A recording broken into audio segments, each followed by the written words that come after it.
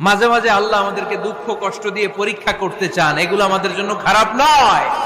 এই দুঃখ কষ্ট বিপদ আমাদের কোমরকে সোজা করে, আমাদের পায়ের মাটিকে শক্ত করে। চিল্লায় বলেন ঠিক কিনা? প্রতিকূল পরিবেশে কিভাবে বাঁচতে হয় এই দুঃখ কষ্ট আমাদেরকে শিখায়। এজন্য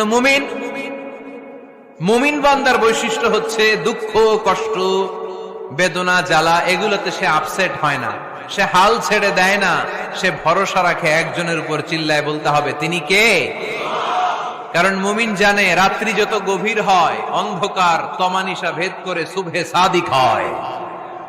মুমিন জানে গর্ভবতী নারীর পেটের ব্যথা যেই দিন বাড়তে থাকে ওই দিনই নতুন মেহমান আগমনের সময় ঘনাতে থাকে। মুমিন জানে তার জীবনে দুঃখ কষ্ট বিপদ যত বাড়তে থাকে সুখের দিন কাছে আসতে থাকে। এজন্য মুমিনের হারাবার কিছু নেই। ইন্না মাআল উসরি ইউসরা, ইন্না মাআল উসরি ইউসরা। নবী হে, কষ্টের পরেই আছে আনন্দ, দুঃখের পরেই আছে সুখ। আপনি সমস্যায় পড়েছেন, ওই সমস্যার সমাধানও আছে না নাই? এই পৃথিবীতে এমন কোন সমস্যা আছে যেটা সমাধান নাই? কথা বলেন। সমস্যা তৈরি করেছে কে? আবার সমাধানও দিয়েছে কে? Allah doesn't create a lock without its key. Allah কখনো চাবি না বানাইয়া ওইটার তালা বানায় নাই। কথা কন। তালাও যেহেতু আছে ওই তালার চাবিও বানিয়েছে কে? মা আনজালাল্লাহু দাআন ইল্লা আনজালাল্লাহু লাহু শিফা।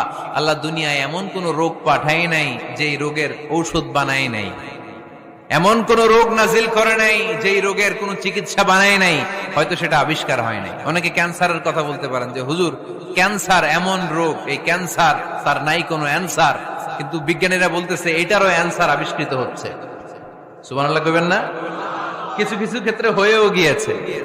এজন্য দুঃখের পরেই আছে সুখ, কষ্টের পরেই আছে আনন্দ। এই দুনিয়াটাই এরকম, কষ্টের পরই আনন্দ। দেখবেন তারাবির নামাজ 20 রাকাত পড়তে কষ্ট লাগে না? কোমরে ব্যথা, হাঁটুতে ব্যথা, কিন্তু 20টা রাকাত যখন শেষ করে মসজিদ থেকে বের হই একটা আনন্দ আছে না নাই? কষ্ট করে পরীক্ষার জন্য প্রিপারেশন নিলেন আপনি কয়েক মাস, কিন্তু ফলাফল যখন ভালো হয় তখন একটা আনন্দ আছে না নাই? সারাদিন রোজা রাখলেন রমজানে, কি কষ্ট, তৃষ্ণায় গলা ফেটে যায়, কিন্তু ইফতারির সময় যখন রুহাবজা শরবতটা খাই কেমন লাগে? একটা আনন্দ আছে না নাই? এজন্য আল্লাহ বললেন فَإِنَّ مَعَ الْعُسْرِ يُسْرًا إِنَّ مَعَ الْعُسْرِ يُسْرًا। ও নবী, কষ্টের দিন মক্কায় অল্প কিছু দিন, মদিনাতে আনন্দের দিন অপেক্ষা করছে। আমাদের জীবনে যদি দুঃখ কষ্ট আসে আমরা ধৈর্য ধরবো, তাওয়াক্কুল করবো একজনের উপর, তিনি কে? কারণ আমরা বিশ্বাস করি কষ্টের দিন এটা চিরকালের জন্য নয়, সামনে আনন্দের দিন আমাদের জন্য সেট করে রেখেছে কে? বিপদে পড়লেই ডাকবো কারে? আমাদের অসুস্থতাকে সুস্থতায় পরিণত করে দিতে পারে কে? চাকরির জন্য পাগল পারা, চাকরি নাই, চাকরির ব্যবস্থা করে দিতে পারে কে? বিদেশে যেতে মনে চায়, পাসপোর্ট দিয়ে রেখেছি, ভিসা নাই, ভিসা লাগায় দিতে পারে কে? কিন্তু আমরা দুঃখ কষ্ট বেদনা কিছু একটা হইলেই সবার আগে আল্লাহরে শেয়ার করার আগে ফেসবুকে শেয়ার মেরে দিই। আছে না নাই? আপনাদের ফেসবুকে অ্যাকাউন্ট আছে নাকি? কার কার আছে দেখি?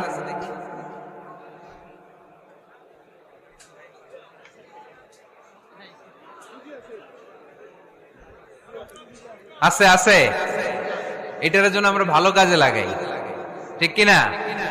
আপনি চাইলেই এমন ভাবে ফেসবুক ফ্রেন্ড লিস্ট করতে পারেন যারা ভালো ভালো জিনিস শেয়ার করে, যারা মোটিভেশনাল জিনিস শেয়ার করে, ইসলামের পক্ষে কথা বলে। আপনার এক একটা শেয়ারে অনেকের জীবন বেঁচে যেতে পারে, ঠিক কিনা? একজন মুমূর্ষ রোগীকে বাঁচাতে রক্তের প্রয়োজন, রক্তের গ্রুপ এ পজিটিভ। যারা রক্ত দান করতে আগ্রহী তারা এই নাম্বারে যোগাযোগ করুন। ফেসবুকে মাঝে মাঝে এরকম নিউজ আসে না নাই?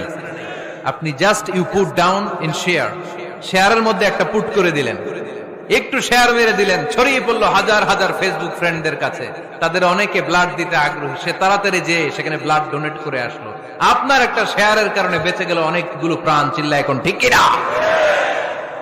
রক্তদানের মতো শ্রেষ্ঠ ইবাদত হতে পারে? আমরা মনে করি শুধু জিকিরি ইবাদত, আমরা মনে করি শুধু নামাজি ইবাদত। রক্তদান, এক ব্যাগ রক্ত থেকে অনেক মানুষকে বাঁচানো যায়। এর মধ্যে আছে হিমোগ্লোবিন, এর মধ্যে আছে প্লাটিলেট, আছে প্লাজমা। রক্তে একটা উপাদান আছে প্লাজমা। নাম শুনছেন? আগুনে পোড়া রোগীকে বাঁচাতে এই প্লাজমা লাগে। হসপিটালের বার্ন ইউনিটে যেয়ে দেখবেন মানুষ কিভাবে চিল্লায়। নুসরাত নামে একটা মেয়ে মারা গেল না, এক বদমাইশের কবলে পড়ে মারা গেল না? তাকে আগুন জ্বালিয়ে দেয়া হয়েছিল তার গায়ে, তার প্লাজমা গুলো জ্বলে গিয়েছিল। আগুনে পোড়া রোগীর যে কি কষ্ট, একটু দেখার জন্য হসপিটালের বার্ন ইউনিটে যাবেন, দেখবেন যে কি কষ্টে আছে তারা। এই প্লাজমা গুলোকে অনেক সেন্টিগ্রেড তাপমাত্রা নামিয়ে ঠান্ডা করে দেহে পুশ করা হয়। আপনার এক ব্যাগ রক্ত থেকে প্লাজমা আলাদা করা হবে, প্লেটলেটস আলাদা করা হবে, হিমোগ্লোবিন আলাদা করা হবে, শ্বেতকণিকা, লোহিত কণিকা আলাদা করে অনেকগুলো মানুষ বেঁচে যাবে। এজন্য ফেসবুক থাকাটা দোষের কিছু না, তবে ভালো কাজে আমরা ব্যবহার করব, ঠিক কিনা?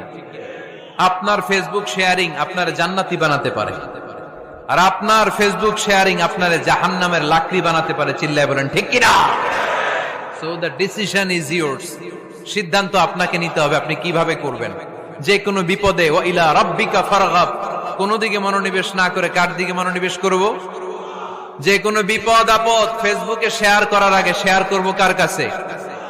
আমাদের যার যা লাগে আল্লাহ সবও যদি দিয়ে দেয়, আল্লাহর ধনভাণ্ডারের 1 ইঞ্চিও কমবে? হাদিসে কুদসিতে আল্লাহ বললেন, লাউ আন্না আউওয়ালাকুম ওয়া আখিরাকুম ওয়া ইনসাকুম ওয়া জিন্নাকুম, পৃথিবীর সব জিন, পৃথিবীর সব মানুষ বিশাল মরুভূমিতে দাঁড়িয়ে যদি আমার কাছে চাইতে শুরু করে, আল্লাহ এটা দাও, ওটা দাও, ওটা দাও, আমি আল্লাহ তোমাদের সব চাহিদাও যদি মিটিয়ে দেই, আমি আল্লাহর ধনভাণ্ডারের 1 ইঞ্চিও কমবে না। এজন্য চাইবো কার কাছে? বিপদে আপদে ভরসা করব কার কাছে? আর অবসরগুলোকে কাজে লাগানোর দরকার আছে না নাই? স্বাবলম্বী হওয়ার চেষ্টা করার দরকার আছে না নাই? ফা ইন্নামা আল উসরি ইউসরা, ইন্নামা আল উসরি ইউসরা। নবী হে, কষ্টের পরেই আছে সুখ, দুঃখের পরেই আছে আনন্দ। সব সময় মানুষের সময় একরকম কাটে না। এজন্য আমরা তাওয়াক্কুল করতে চাই একজনের উপর, তিনি কে? বিশ্বনবী বলেন, লিকুল্লি নবিয়্যিন দাওয়া মুস্তাজাবা। এ দুনিয়াতে সব নবীদের একটা করে মুস্তাজাবুদ দাওয়া আছে। আল্লাহ বলেছে, ও নবী, একটা করে স্পেশাল দোয়া করার সুযোগ পাবা, দোয়াটা করা মাত্রই কবুল করে নেব।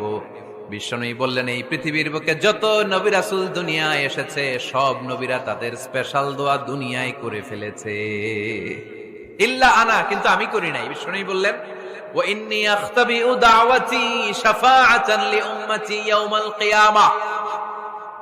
আমি আমার স্পেশাল দোয়াটা করি নাই, আমার স্পেশাল দোয়াটা আমি আমার গুনাহগার উম্মতকে বাঁচানোর জন্য কিয়ামত পর্যন্ত রেখে দিয়েছি।